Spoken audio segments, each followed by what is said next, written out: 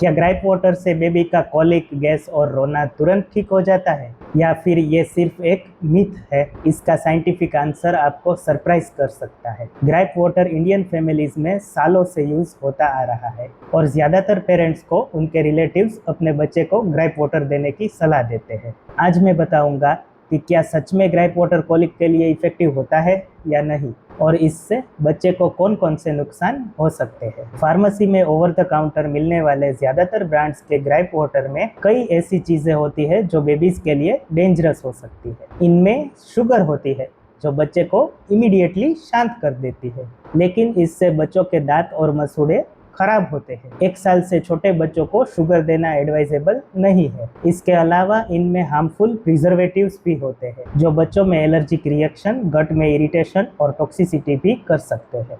Most gripe water में sodium bicarbonate होता है जो अल्कलाइन होता है और बच्चे के गट को हार्म करता है। इससे बेबी में मिल्क अल्कली सिंड्रोम होने का रिस्क होता है। अल्कोहल वाले ग्राइप वाटर से बेबी के ब्रेन और डेवलपमेंट पे काफी खराब असर होता है। कुछ ग्राइप वाटर में पेपरमिंट भी होता है जो बेबीज में एसिड रिफ्लक्स बढ़ाता है। ग्राइप वाटर को ज्यादा देने से बच्चों में कॉन्स्टिपेशन और वॉमिटिंग भी हो सकते हैं। ग्राइप वाटर बनाने में कोई स्टैंडर्ड फॉर्मूला यूज नहीं होता है। हर कंपनी अलग अलग इंग्रेडिएंट्स यूज कर सकती है जो बेबी के लिए डेंजरस हो सकता है। कई रिसर्च में पाया गया है कि ग्राइप वाटर कोलिक में बेबीज के लिए ज़्यादा इफेक्टिव नहीं है, मतलब इसके फायदे से ज़्यादा नुकसान होते हैं। ग्राइप वाटर के कंटामिनेशन से क्रिप्टोस्पोरिडियम और सुडोमोनास जैसे जानलेवा इन्फेक्शंस हो सकते हैं। यूएसएफडीए ने इसे बैन कर दिया है। डब्ल्यूएचओ भी इसका यूज़ रेकमेंड नहीं करता। अगर आपका बेबी कोलिक की वजह से रो रहा है तो ग्राइप वाटर देने के बजाय आप क्या कर सकते हैं,